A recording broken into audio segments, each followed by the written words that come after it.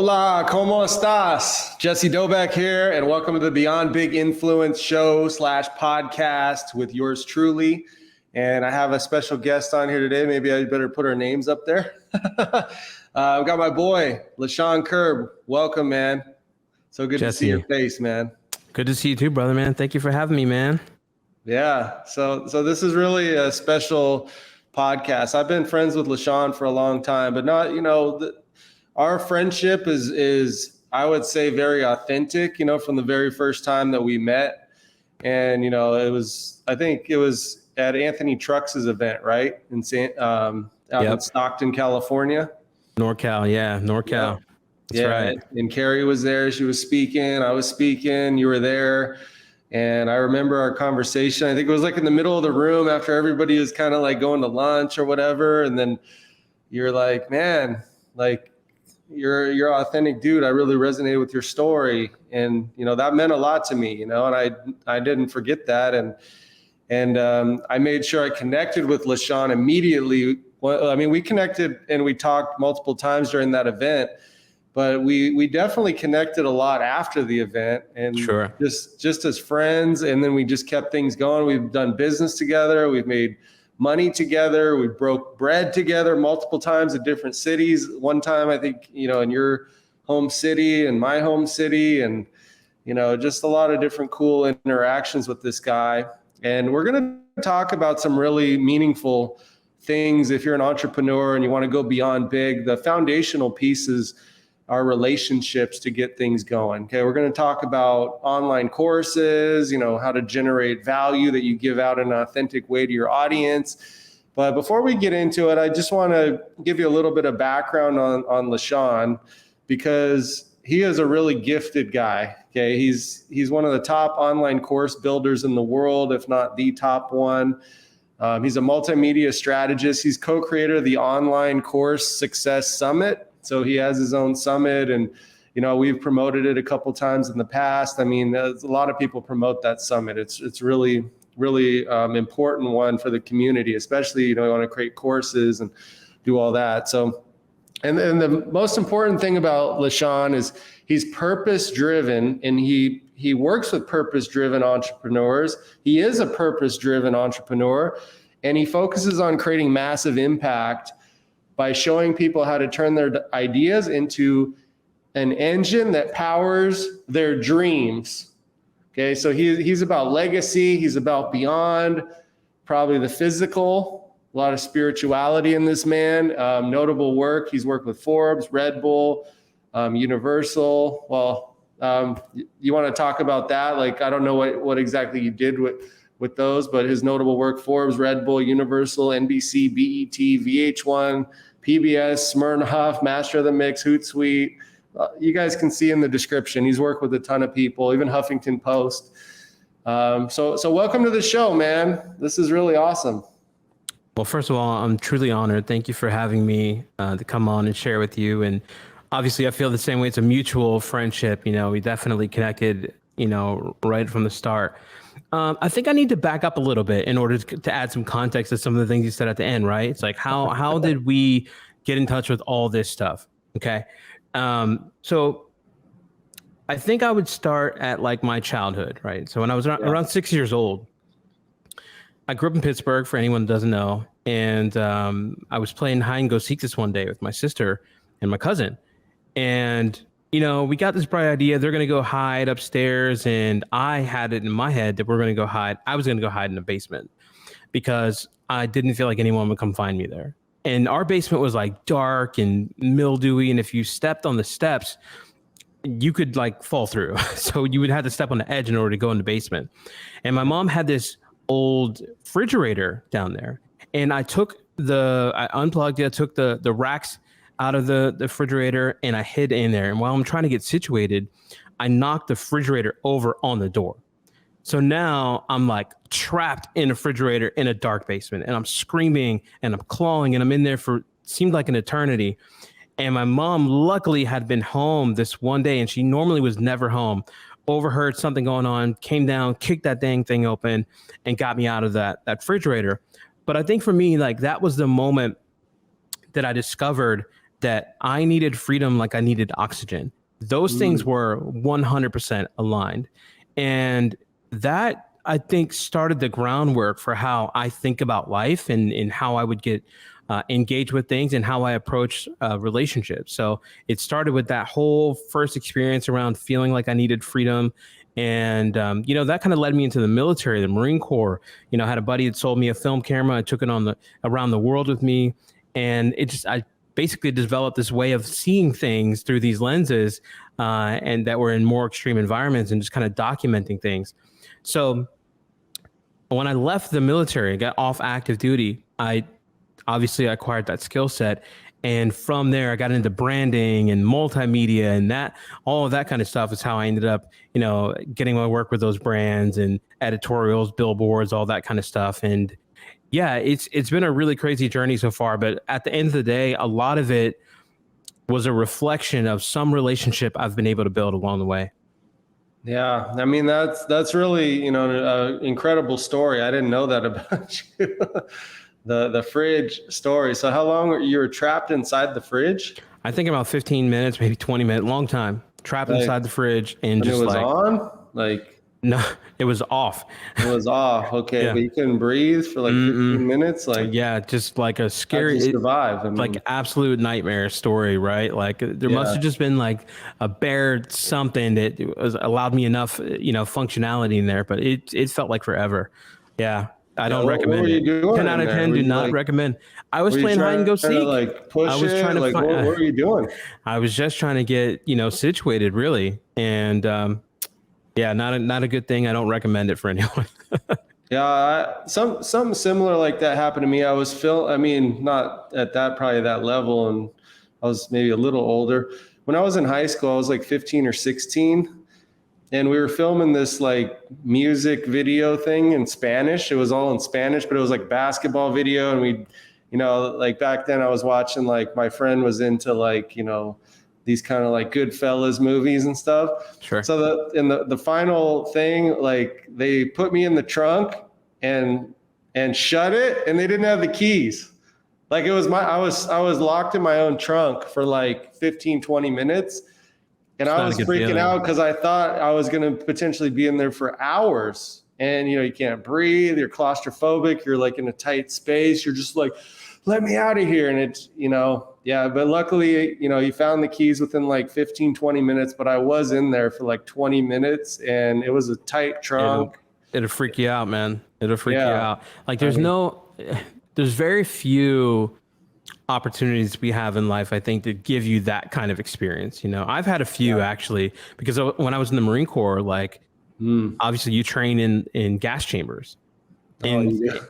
You train in gas chambers. Yeah. So, I mean, among all the other crazy things you do in the Marines, but one of them is a gas chamber, and you go in there, it's like a dungeon, right? Like it's literal stone. Like the door that they shut behind you feels like a bank vault. It's like that thick. And they gas you with CS gas, and you need to learn how to use a gas mask, or you're going to be like your lungs are going to expand. Yeah. You're not. It's inflammatory. It expands your lungs to the degree that you don't have the experience of breathing, even if you can. You know what I mean? So you're just like kind of rendered helpless, and it's a frightening thing, especially in like a dungeon gas chamber format. So I don't recommend that either. Yeah. So, I mean, ever since I've known Lechon, I mean, he's a very humble guy. I mean, he's very, just a great overall individual, man. He's always given value. He's a guy that you want to have in your corner. How did you become that? Was it your upbringing, like your parents instilled in you to be like respectful to other people? Because there's certain people out there that they're raised different. I know, because of my parents, they taught me like, listen to your elders, really be respectful to people, be polite, use your manners, that kind of thing. So whenever somebody sees me and interacts with me, they always say, he's always saying thank you. He's always doing this. But some people don't do that, So what do you think made you who you are? Well, definitely a lot of things. We've touched on a couple so far, but I think one thing that I didn't mention that has certainly become for me like a superpower is like the way that I build relationships. When I was in school, we were dirt poor. Like at some point I sold my sister's shoes for food. Like I used to go to sleep all the time. I would eat asbestos off the wall. Like it was ridiculous. I was like really, really hungry all the time. Right. Yeah. But we probably moved every year for like every 6 months to a year, we would move. So I ended up going to like 14 different schools before I got out of high school. So it became like a revolving door of relationships. And one of the things that I kind of developed in those conditions was just that, like, if you want to build relationships while you're here, for one, you need to be interested in that. And two, you need to remove everything out of the space that would stop you from building those relationships. Anything that would get in the way, like whether that's a judgment or coming from a different race or any of those kinds of things. And I naturally became someone that would just kind of show up with this intentionality to get to know people, this natural curiosity about who's in front of me and how I could, share experiences with them. And that has definitely shaped how I think about building relationships and how that's helped me in business or give me other opportunities. It's been this kind of muscle, this way of like being curious about people and interested in who they really are, not what they can do for me. And as a reflection of that, like I've gotten some really cool opportunities. Yeah. I mean, that's incredible. So can you talk about some of the opportunities that came from these relationships with people that you can recall? Oh man, that so many. Excited about, or so many that really changed your life. Yeah, there was one that stands out for me right now. Is that I probably 2010, 2011 timeframe. I got invited to the Grammys. Now I love music. I'm crazy about music, and I got invited to a Grammy. I was working with this artist, and I went, right? It was amazing. Matter of fact, I took another friend of mine, one of my best friends, and we just had like an incredible time, right? So we met Genuine and Tyrese and all these like big superstars, Faith Hill, and just a lot of really amazing people. After that, we had gone to like the Grammy after party in Los Angeles, which was super, super cool. First time I've seen Boyz II Men live. Anyways, so the DJ gets going, starts playing music and stuff. Like all these people are superstars and they're just out there kind of hanging and stuff like that. I'm loving every part of this experience. So I'm like the first person to get on the dance floor. And I'm just like giving the whole thing, like the full experience. I'm dancing, I'm out there rocking. And people were looking at me like, who is this guy? Like, I'm just out there like larger than life and having it. And it was so like infectious. I could feel people looking at me, but they just eventually were like, man, this dude is really having fun. Yeah. And it became like this magnetic experience. People just came on there and they wanted to interact with me and were asking me questions and introducing themselves and connecting me with this and that. Like it just became this like avalanche of things. But the biggest thing I pulled from that was this feeling of belonging at that level, like I came from nothingness. And when I got there, I felt like I had no internal questions about like if I was supposed to be there or if I was like behind enemy lines, like I shouldn't be there. It just felt very comfortable. And that recognition for me was that like, there were a lot of great things for me to do in this life. And that was like one of the big ones that stood out to me for sure. Yeah, I mean, that's incredible. I mean, that's probably a dream come true for so many people to be able to experience something like that and to think that you were cool with somebody. So what did you do how did you get invited there? Like, what was that relationship with that person? Yeah. Similar, I was working with a lot of music artists at that time and that kind of thing. Their manager actually got us all connected. They ended up working for the Grammy board, and their manager was actually running a music label that was dealing with like Justin Timberlake and, all these big music artists. And so we ended up connecting and building like an extraordinary relationship. And yeah, I mean, these things, they're multipliers. Once you meet one really cool person, sometimes they know other really cool people. And like, it just kind of like builds on itself. And so, yeah, from there, I've just been just building.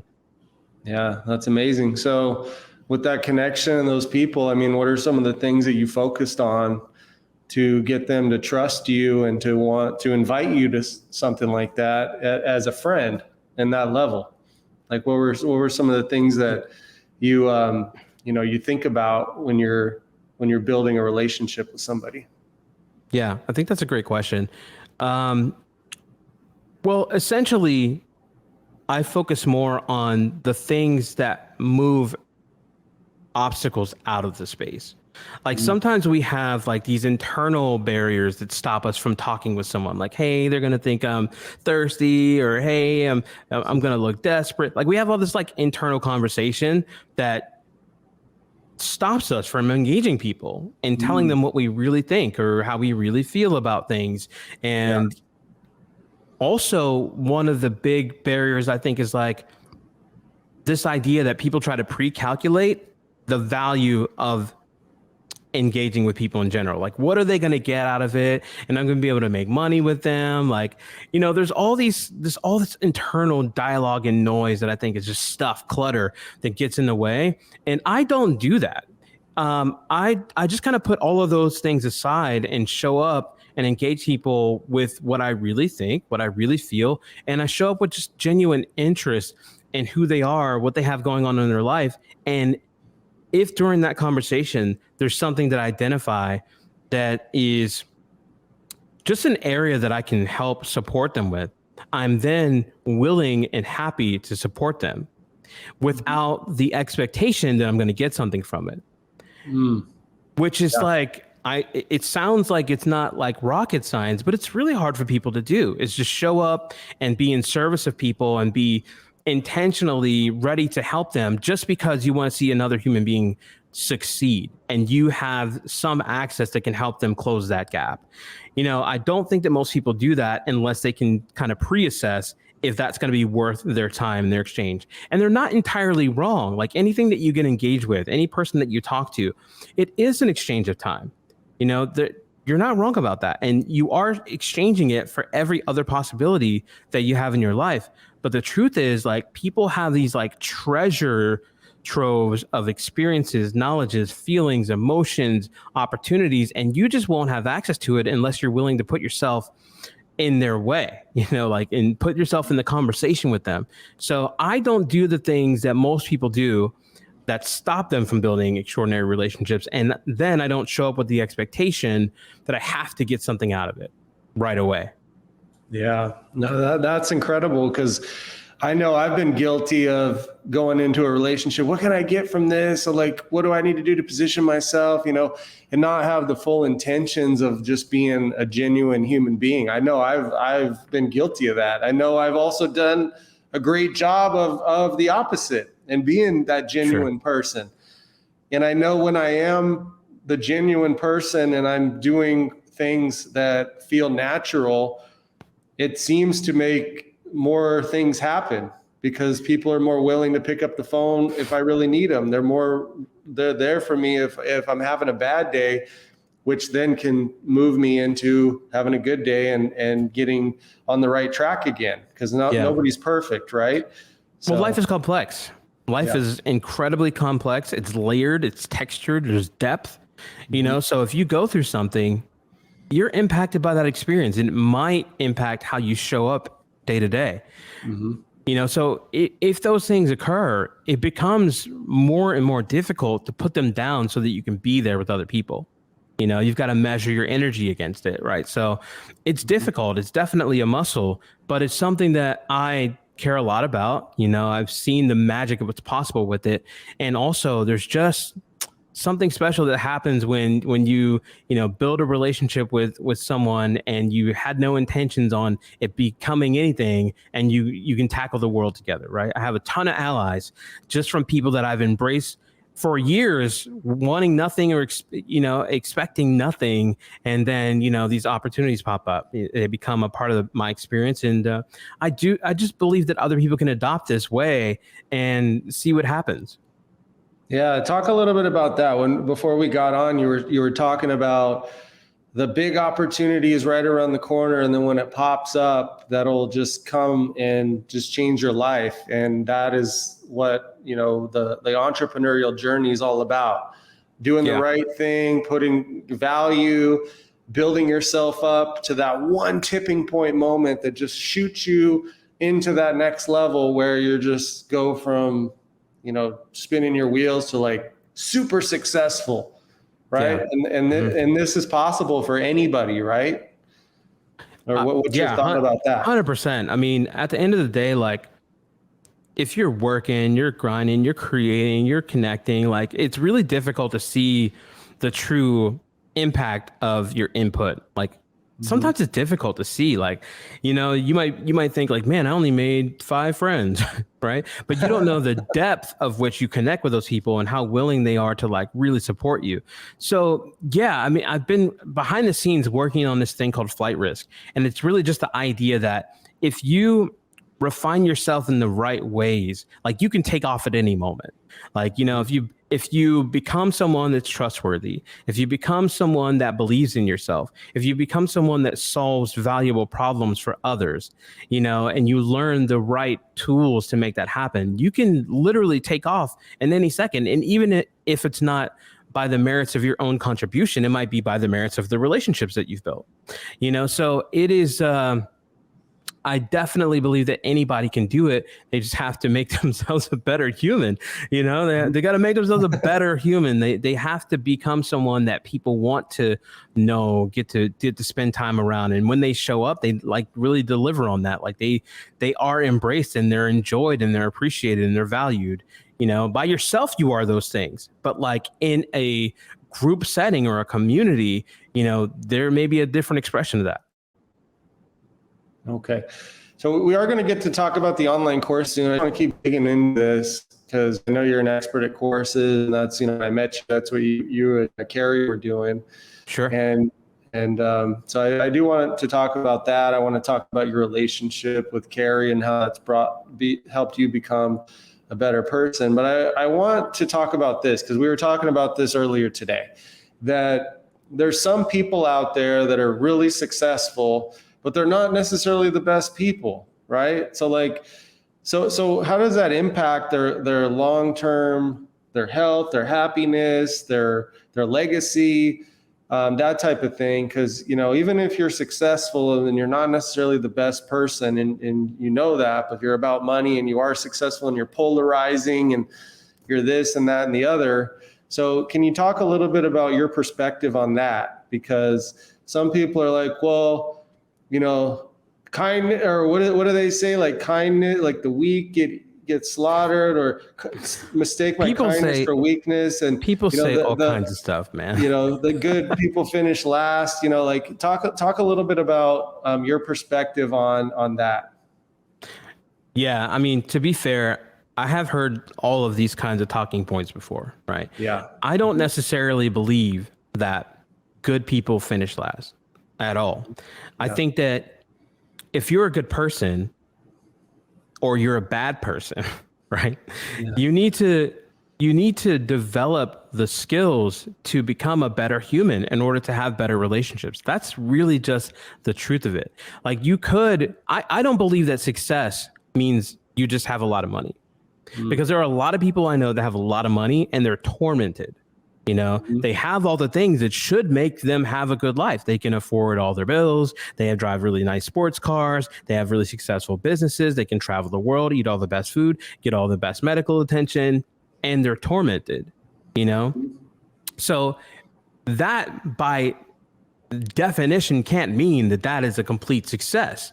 If the goal is to have like a holistic life where you have all of your things taken care of, your needs and all those kinds of things are good to go, and also your experience of life is something meaningful and worthwhile and can you can be proud of as a legacy, I believe that's more of like what success means.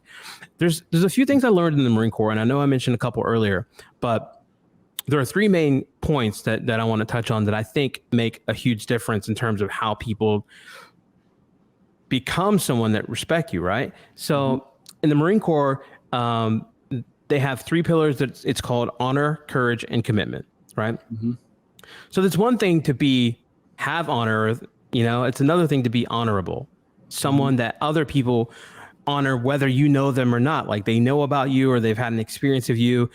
So even if you haven't even had an opportunity to build a relationship with them yet, they know you to be someone that is aligned with your word and the things that you do. Like they can start to build these building blocks of trust before they even know you, because you have honor. You're honorable, right? Yeah. Courage is like, every once in a while I'll hear courage, and there's so many distinctions to it, but like having moral courage to do the things that you know that are right, regardless of if no one knows about it or not. Those things, if you put them in place, they start to build internal confidence for you. You know that you did the right thing and will do the right thing, regardless of if other people agree with it or not, or anyone knows about it. So that builds up this internal muscle that you're able to resist temptations and bullshit and challenges, because you already know that you have the moral courage. And then commitment's like, if you're not really committed to something, it lacks integrity. And I don't mean integrity in the sense of like right and wrong, even though a lot of people talk about it in that way. I mean integrity in the sense of like not having the right components for the structure. So it's not a strong enough base. So it will fall down and it won't work as designed, right? So for me, commitment works like that. It's like an integrity piece, right? So, but if you have an integrity piece, like all of these things become a mechanism for driving trust and interest, and people being able to believe in you, and people wanting to build with you because they believe that you're someone of character. They're not concerned that you're going to take advantage of them, or you're going to say things about them that are harmful, or you're going to do things that are harmful to their overall mission, which is living a good life. Yeah. I mean, that's all, that's all amazing stuff. And we got Robert Brooker out here. He's putting up a lot of, he's resonating with a lot of the things that you're saying, Lechon. I mean, this is like real talk. I mean, he came in, he started listening, and now he's going deep inside of this conversation. So we appreciate you, Robert, out there, man. And thanks for participating. And yeah, this is really great stuff. I mean, being a good person, my dad always told me the cream rises to the top. You know, eventually, like you're honorable, you're admirable, you're great at what you do, you provide value to the world, other people, you're a good friend. Ultimately, you're going to have abundance. You're going to make 100%. Things happen in your life. You're going to be successful. And I really think that ultimately will win in the end. I know there's a lot of negativity. I know there's a lot of evil. There's a lot of temptation. There's a lot of things that might drive you to do things out of character because you're trying to get ahead and you need to provide for your family, or you have pressure, or, you know, well, if you do it the right way, you insulate yourself. You know, you insulate yourself from the things that would otherwise be challenges for you, because you don't have to be the only one that helps to solve that challenge. If you build the right relationships, you're insulated from the full impact of what that looks like. I will never go starving.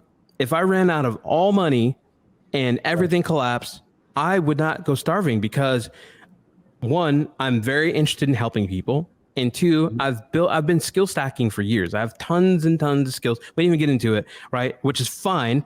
The point is that I'll never go hungry, because I always have this ability to help people get farther along with what they're doing. And I always had the natural interest for doing that, period. Right. So I think that there's something to be said about being insulated from the full impact of what the pressures of what this life can deliver upon you. Right. So yeah, 100%, bro. I'm with you. Yeah. And one thing, I mean, I know you're a humble guy, so you're not going to say it, but the people that you have around you are going to be there to have your back if you're in ground zero, because you've done so much. You have so much relationship capital built up. You've proven that you have so many loyal people around you that even when you're struggling, you're going to have a lot of people helping to lift you up. Sure. Like I know that personally. I know that about you. Like with me personally, I would do that, but I know there's a lot of other people that feel the same way, because I've seen you interact with other people around me, and you've always been that genuine person. So I think that all of that stuff is super important. So now let's transition this talk into business. Like, yeah, you know, I know we've talked a little bit about that, you know, the Grammys and this and that and the other. So from some of these relationships that you've built, what has it done financially for you? Like, dude, I mean, So many different things. I mean, the biggest thing that it gave me obviously was the flexibility to live a life that I love. The flexibility, right? Because when I was growing up, I never even had the idea that people were making money and not trading their time. Yeah. Was never a thing. Well into my adulthood was never even a thing. So getting into a community where it's like all kinds of brilliant people that are leveraging all these different ways that they're making money without trading what they do in a day is like amazing to learn. So that by itself completely changed my life. I'll back up a little bit too, because I think this is important to the conversation. Sure. So when I was focused on branding and all that other kind of stuff, I had gotten to a point, like you mentioned earlier, my stuff got with Universal and these other big brands and all those kinds of things. And I just kind of felt like, because I'm getting like millions and millions of views and all this other stuff all over the world. And I just felt like there was a way, there should have been a better way for me to take full advantage of it. But at the time, I didn't have my own platform. And I didn't have the understanding for the mechanisms that grow an audience and allow you to like expand yourself, you know, punch beyond your weight class. I just didn't know how to do that. And so when I got introduced to like the online marketing space and what people were doing, like it instantly made sense as an artist. You know, it made sense. I was like, oh, wow, like this is one at least tool that people can use to like impact an entire audience without losing the time of their day. And I think once you get that, like you're never the same again. Especially like, even if you like found out about that and you knew like one person or a couple of people, but when you start to know a couple hundred people, right, that are becoming like 7-8 figure million, you know, entrepreneurs and all this kind of stuff, like even 6, that's enough to like change someone's life if they have going from like working a grinding job, right? So I think when I learned that, it just changed me forever, because I immediately understood like different ways that this could be applied. And I mean, I've been fascinated ever since. And that was literally how I ended up in the online marketing space. It was like, I needed to solve that. I also had one really valuable conversation at that time, because I was doing a lot of stuff in the software space. And I was friends with this guy. He's the owner of this software company, and he didn't know how to do software, and it blew my mind. I was like, wait, what? What do you mean? You're like you're a founder, owner of this like big software company. You're making all this money. Like you don't even know how to do software. He was like an orphan, never been to like college or anything. I was like, how does that happen? Yeah. Like, how is that a thing? And he's like, well, I'm really good at like building relationships. And also I built something that doesn't require me to grind for it every day. So if you go and you find something that can help you make money in your sleep, you'll be able to create the same type of life. And that moment changed my life, because before that, I don't think I ever even really considered that people were making money in any other way other than like grinding for a job. I mean, I knew that there were entrepreneurs and stuff like that, but mostly I didn't know those people. You know, they were just like, they had businesses. From my view at the time, they came into money, or they were born into money, not like they made it, you know? So yeah, life-changing. Yeah. And in my situation, I read Rich Dad, Poor Dad when I was 27 years old. I never even knew I could be a business owner, or if I could, I thought, you know, I had to work for a company for 15 years, stack up a ton of money, make $100,000 extra and start a restaurant. And then, you know, that could grow. And if that was successful, then I can go to the next level. And I never thought like it was that easy to build a business. Then I read Rich Dad, Poor Dad. I started doing network marketing, started building websites, started getting clients. And, you know, the next thing I'm an entrepreneur. Doing stuff, making moves. And, you know, it was pretty cool. So yeah, there's a lot of ways to do it. So how old were you when you met that guy or the software guy and you realized you could be an entrepreneur? Early 30s. Okay. I was like, wait, what? That's what I mean. I was well into my adulthood. I was like, what? People are doing what? Yeah. How's that a thing? So, yeah. Yeah. And now there's like 20-year-olds with these YouTube channels. I mean, there's people in high school with YouTube channels that are driving like Lamborghinis to high school, or have a fleet of cars because they're, you know, built up this massive channel. I mean, yeah, entrepreneurship's becoming more common, I think, but it's, you know, the power of the internet. I think entrepreneurship is like a really special place to be, But beyond that, like I didn't have the early fundamentals of what people understand in the marketing industry. I didn't have the early fundamentals. So I wasn't like, oh, I'll just go build an audience. Oh, I'll just go build a platform that people are paying attention to. And then like you could go and do that. But when you don't understand the back end output, it just looks like you're making yourself super busy all the time to make stuff for people to consume. Like, but if you don't understand like what you can do with it, it's very, very difficult to just put yourself on a path of just making stuff that nobody cares about. Right. But if you understand the mechanisms of driving an audience and like converting it into a digital product or a community or a coaching program or a joint venture opportunity or a brand deal, like all these other things, then yeah, you can do anything, you know, but before you understand those fundamentals, it's really hard for people to get. Like they'll never, you know, unless they start to grab the marketing fundamentals of how these other people are doing it, it just seems like it's not real. I see these TikTok videos all the time. They're like, oh man, see how I'm making the extra 5K a month. And then all these comments are like, you don't make an extra 5K a month. No one's doing that. And I'm like, you just know the wrong, you're in the wrong networks. You're in the wrong networks, wrong conversations, you know, and also like your belief system is challenged right now because you think because you don't know how to make an extra 5K a month, that nobody knows how to do it. And there's lots of people that do. So tons, 10K, 50K, 100K, you know what I mean? Like our networks are like, tons, right? So like I think once you start to get those fundamentals down, like all the possibilities kind of unlock themselves from there.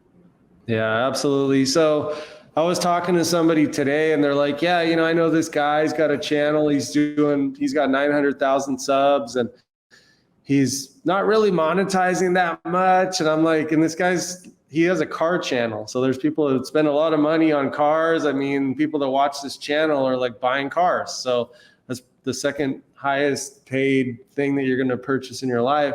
So anyway, there's people out there that they just do like they get the AdSense or the YouTube revenue and they're selling merch, but they're not selling other stuff. You know, they don't have high ticket offers. They don't have things that, and you know, there's a lot of brands and people that don't have big channels that do have a list and are selling masterminds for 50K or $100,000 offers or $1 million offers. And these people are like net worth 100 million, where these people have all the popularity and notoriety and fame and all that, but they don't know how to monetize it.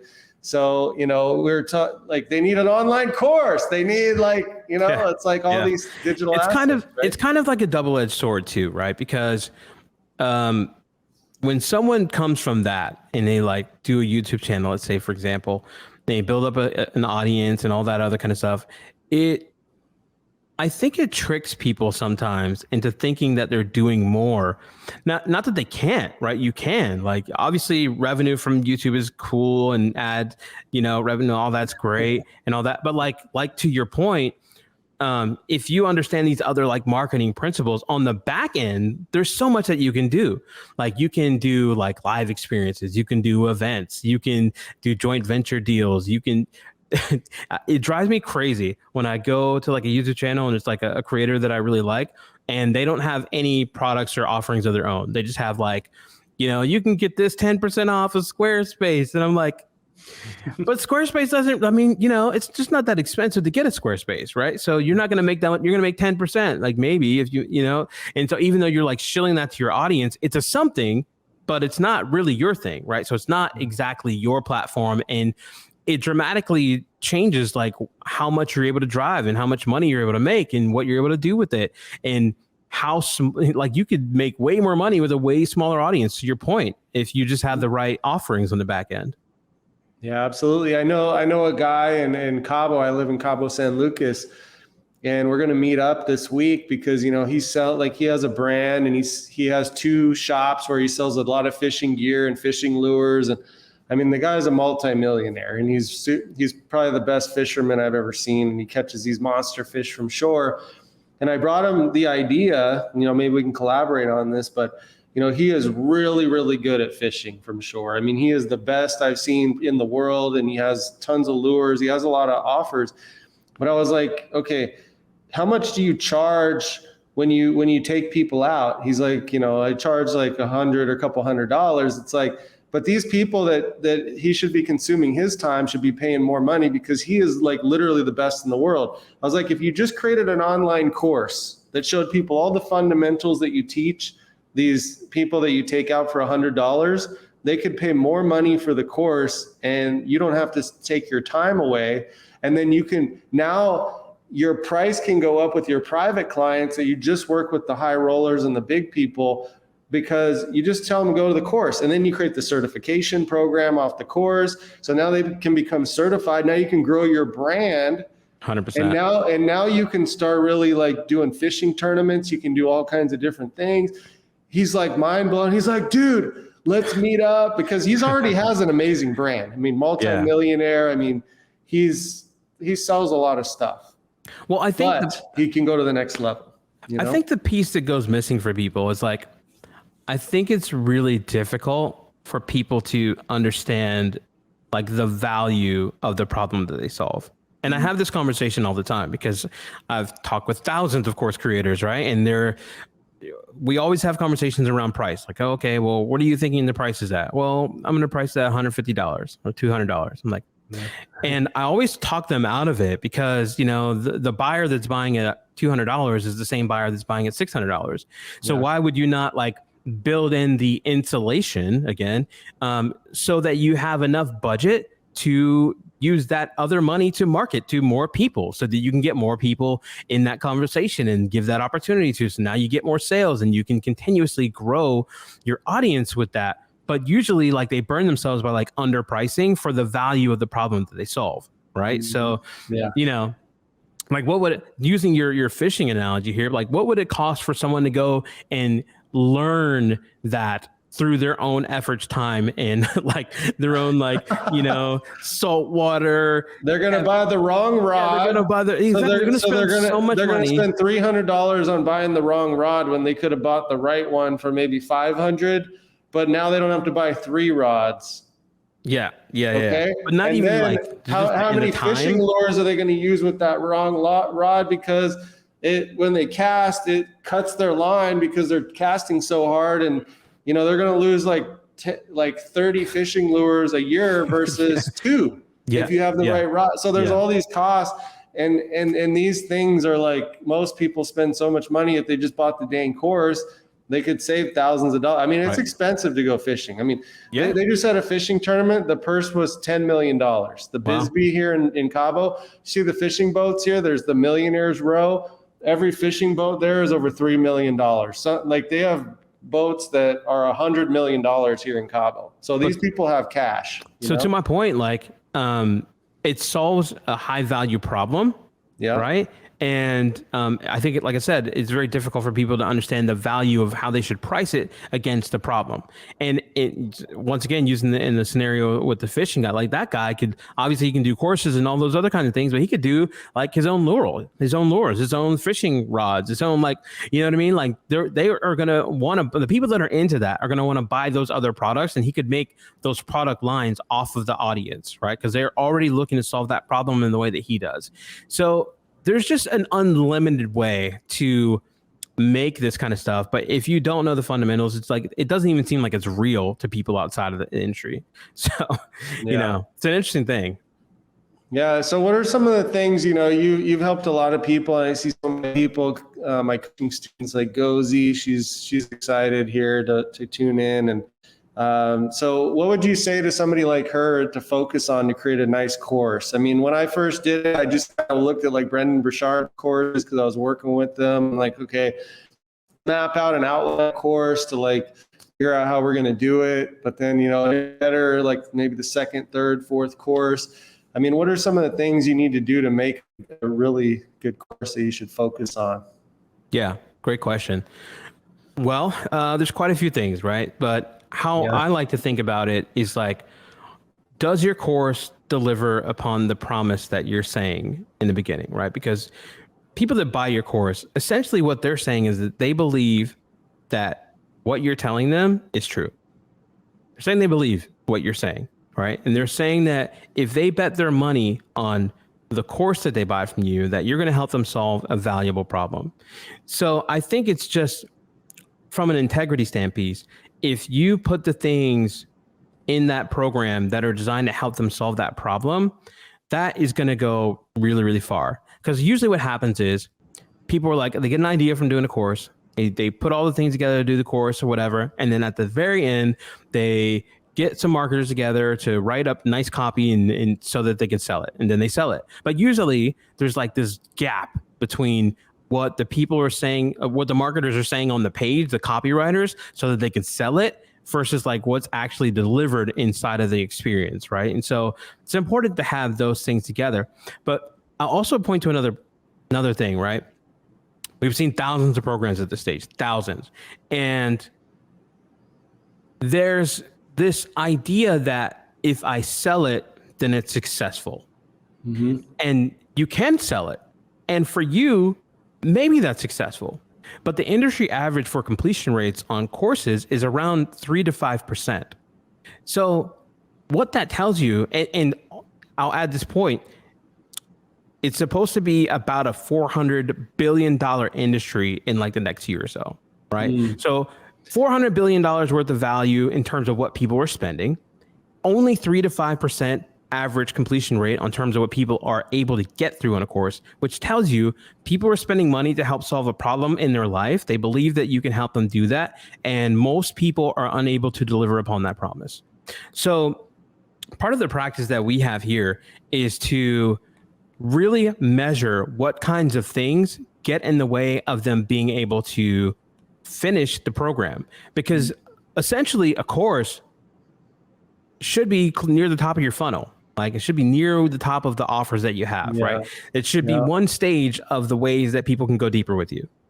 You might have multiple courses, right? But if they don't get through that first one, they're certainly not going to buy the second from you, or the third, or your live experience, or consulting opportunity, or any of those other kinds of things. They're stuck there, right? And it's like, what are the things that get them stuck there? Well, we actually developed a process using over 500 plus research studies of which learning strategies have like the highest degree of positive impact on someone's ability to consume your content. And we assess all kinds of different programs all the time. But usually what happens is inside of a course, we're asking people to make these jumps that we don't even realize are too far. Like I'll see videos and they're like 90 minutes long. And, you know, I'll see all this like weird jargon and language and things like that, when essentially you need other information to even understand what they're saying in the course. Now they have it there because they're an expert. They know what they're talking about, but someone that's learning from you doesn't necessarily know all of what you're talking about. So that might mean, you know, you might need pre-content for them to even understand to be prepared to take full advantage of your course. And then in addition to that, there's the idea that people learn in various different kinds of ways, but how most experts create their courses is in the way that they best learn. So they put in the course what they think would be good for them to learn, and they don't really do enough due diligence to figure out how their audience is most likely going to learn. So what we do is like, we really evaluate, what's going to get in the way? Like, what are the barriers to completion? What are the things that are going to stop them from being able to take full advantage of this course? We measure is it too big? You know, is it not structured in a way that helps them solve the problem that they need at this time, right? They don't need to know like everything that you know. They need to know what they need to know to solve that particular problem. Now, they might have 100 problems, right? But at this stage, what do they need to know and understand, be able to retain and apply to get results at that stage? Like, what does that mean? And I don't think that most course creators think about like the structure of their programs in that way, so that people that buy from them are able to really stay in the conversation for longer and get the most value out of it, so that they can get through that stage of your funnel and go to the next stage with you, you know? And there's a lot of value that gets really just kind of lost in between that. Yeah, no, that's all great stuff. And Lechon's an expert at this, so he can teach a whole seminar about this course structure, but he also has, I'm going to put it up there on the screen now. There is a question here from somebody. I'm going to get to that in a second. Sure. But I do want to put up Lechon's, his course. You can go and learn how to build courses like him and go through that process. I'll pop it up here on the screen really quick too, so that way we can kind of give some context to it. see if I can pull it up. And to be fair, I think it's this, right? This is your website for. Yeah, of course. Of course. So to be fair, like, here's Carrie, his better half, his wife. So yeah. Carrie Rowe, She's actually the mastermind behind all this stuff, right? She's a doctor of professional development. She's the one that actually created that process. And, you know, we actually have seen, when I told you that the industry average for completion rates is around 3 to 5%. We've had clients work with us and get upwards of 96% completion rates, which is like all the way on the other side of the spectrum, like almost everyone that goes through, because we're doing the due diligence to make sure that they're able to, you know. So yeah, 100%, you know, there's a lot that can be done in the middle. Yeah. I mean, a course is the first thing that I usually sell. I mean, it's either a book or a course or both.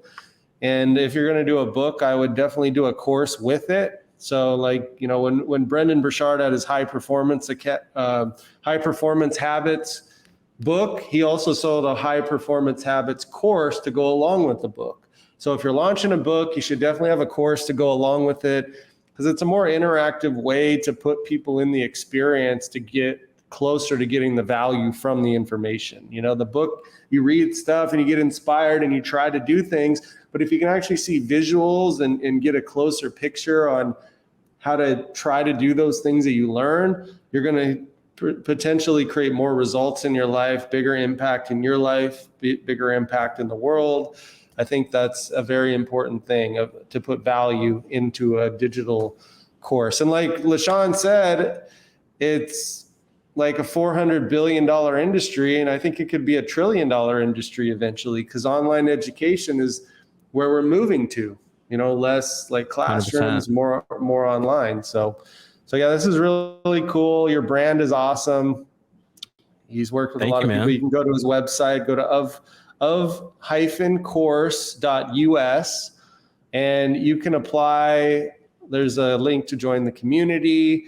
You have choose your support option. You have schedule a call. So there's some calls to action there, how you can engage with Lechon and Carrie and get value. So, you know, I love, you know, Lechon's insight into relationships, because I think that's a really important piece to marketing. I think that's an important piece to business, networking, and then also creating a course that you're communicating well with people, because you're getting feedback and you're giving information and receiving and listening and doing that and showing that you can interact with people. And then you can create a good interactive experience with your course that's maybe a little bit more gamified to get people more engaged, to move them into getting the result from the course.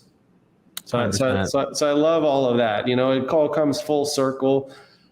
Lechon's, the way he does business with his business model and what he's doing. What are you working on right now? You were mentioning the a new thing that you're doing, or a new idea that you have or something. Yeah, I'm working on something called flight risk behind the scenes. And essentially it's just the idea that if you have the right fundamentals, like, you can totally take off in your life. You can launch, right? Most people think of like being a flight risk, like if someone's trying to get away, they're trying to leave the country. I'm saying you're a flight risk. You're evading the law. I'm saying that with the right fundamentals and the right thought processes, is that you can launch something extraordinary in your life. It could be a business, it could be relationships, it could be anything. But you're about ready to take off when you have these tools. So it's something I'm working on behind the scenes. I think I am going to do a program behind that, flight risk, and I'm going to have more conversations. But it's really about like how to build meaningful relationships and set yourself up in a way that you can do anything, because you have a master key with having access to all the right things. Yeah, awesome. One thing, I was going to come back to this question. I got sidetracked. Somebody had this question. I can't see because it's blocked from StreamYard or whatever. This person didn't put their identity, but how do you validate a certification course? I don't know exactly what that means, but you know, if I was going to say, like, how do you determine if a certification course is good, if it's going to benefit you and that certification, or have you done certification courses, or not really as much? Not as much. We have had tons of conversations around that, right? Okay. Most people are looking to certify, as a gamified way to say that this course is more valuable, right? Like, Yeah. oh, you're now certified to do this You get thing. a certificate to say you it's can not go and get right. a position or get more clients because I'm certified by this person or this organization, right? But so unless it's like a legitimate certification program that you need, I kind of steer away from things that are gimmicks. Like we want to get down to the meat and potatoes of someone being able to transform something specific in your life. When we're looking at courses, we're not really looking at courses. We're looking at this mechanism that is helping people do like some really important things. It might be their relationships, but it might be their financial. It might be their health. It might be like something with their kids. Like there's some really important, impactful courses out there. And so we're much more focused in on like, how do we help deliver upon the promise of solving that issue or solving that problem that they're looking to solve? Now, what does that mean in terms of like a certification? In our world, not that much. I think that most people try to cross over like things that are happening in like traditional education versus like what's happening in online education. Now, sometimes those worlds collide, but I think even some of those old practices don't really serve people to the degree that it should. So for us, we kind of stay away from those mechanisms that like just make it look like people have done something and they are actually better. And we lean into like what's going to help them really be proficient, knowledgeable, able to retain what you're saying, and able to apply it to get real results in their life.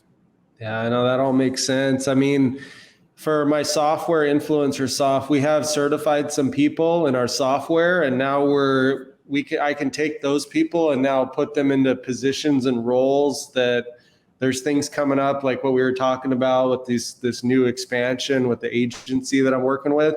So now I'm able to take them and put them into roles that can help that grow. So that's really cool. So the purpose has been there for those people. It's not for everyone, but most times a course is probably the way to go. Just a regular course that they can do because they can learn from that. The certification thing is, I don't want to say it's a gimmick, but we add complexities. Right? Sometimes it just adds complexities that aren't necessary to the outcome. Like if the outcome for you is to make more money and have more time and help people solve a problem that's important to them, then it's not really necessary unless they need to apply. They need that certification to apply it to something else, right? That's a little bit different of a conversation. But like if it's just something that makes them feel like they did something, they're going to be able to feel like they did something when they have a new skill set, for sure. Yeah. So this is from Marilyn. So she accepted the thing so we could show, and she's one of my good students.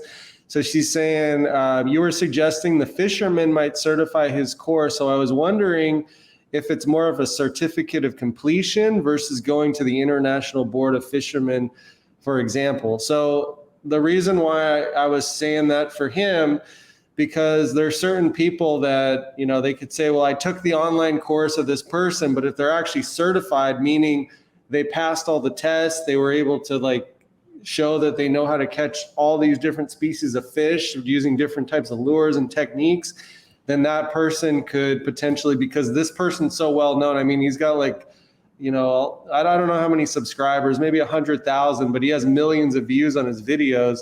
So if that person's going to be like a fishing guide in the area and they're certified by that person and the certification was hard enough to pass, then those people would know that they can trust that person and that person could charge more money. So that's why I was suggesting that for him, but it's not necessary for all businesses in my opinion. But anyway, what are your thoughts on that, Lechon? I know we've been talking about it already. Oh, I agree, man. I agree for sure. Like if it's needed, it's needed. But if it's not needed, it just gets in the way. Yeah. It's just an extra thing that you can charge more money for. It's not going to give value to them, right? Well, you could just charge more money. Yeah. I love that you even brought that up, right? It's like you can just charge more money. Like if the value of the problem you're solving is worth more, you can charge more. And depending on the audience that you're even aiming this toward, you can charge more. Like I talk with people all the time and sometimes they're like, hey, I'm going to charge $50 for my course. And I'll talk to other people and they're like, I'm going to charge 10,000 for my course. Right. So you could just charge more if you're going to solve a valuable problem. And then you don't have to make your life more complicated or your students.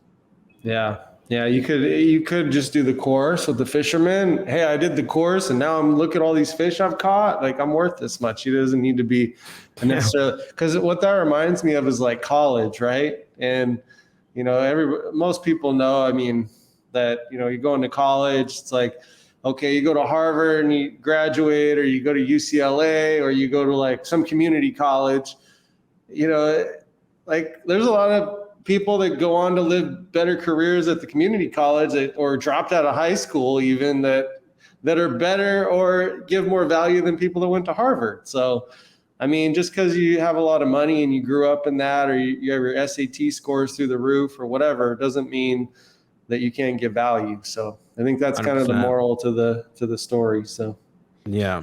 But yeah, man, it's been epic. I mean, we're at an hour here. I don't want to keep you too much longer. If anything, we'll bring you back on and share more knowledge. I mean, me and Lechon are talking about doing some things together. Yeah, I see him coming back on the show at some point. That's right, man. And sharing more insight, man. You've been very generous with your time. Give so much value here today. And it shows because the comments that are coming in, people are really engaged. I can tell they really care about the conversation. They're not just like, this is great information. Like they're really engaging. They're going deep into it. They're saying, hey, can you guys talk about this? We don't have a huge group here, but the people that are on today's episode, I think they're really getting the value. So I appreciate you bringing the heat as always, because you care, you give that value. And that's all that matters. And I know Lechon's somebody that does that all the time. Every time I see him, he's not just doing it when I'm talking to him, watching him out of the corner of my eye, and he's doing that. So, and I think we relate in that way because we're both pretty honest, upfront people. Yeah. Well, thank you for the kind words, man. Thank you for having me. Thank you for the kind words. And just as a kind of a last point, yeah, I feel like if you're someone who just is performing in life, you're performing with relationships, you're pretending to be interested in people, you're pretending to be nicer than you are, whatever it is, I think it really just robs you of who you actually are. I don't have any problem in embracing all the good sides of me or the bad sides of me, but I think that allows me to show up as authentic and real as I possibly can. I don't need to say things the right way. I don't need to whatever the right way. I can just literally show up and be who I am. And honestly, that's enough. And it is enough for you too. Yeah, I think one of the things I learned from Brendan Burchard when I worked with him, which is clear that you're living that, is like he got paid $100,000 to give a guy one thing to improve. Like he watched him speak live to an audience. And he's like, the guy's like, hey, give me one thing to improve. And Brendan had this whole list of things. He's like, but you're this. And he's like, no, one thing. He said, the people don't know how much you care. That was the one thing. Oof. And then, and now, Wait. Yeah. So that hit him hard. He Anvil. He wrote him $100,000 check for him to watch him for 3 days and tell him that $100,000. And that person, Brendan has a case study and a testimonial from that person that he went on to make $100 million in the next 3 years, more than what he was already super successful. This person. Such a great story. Yeah. But now he really brought the care element to himself, his relationships, everything that his team, everything that he had.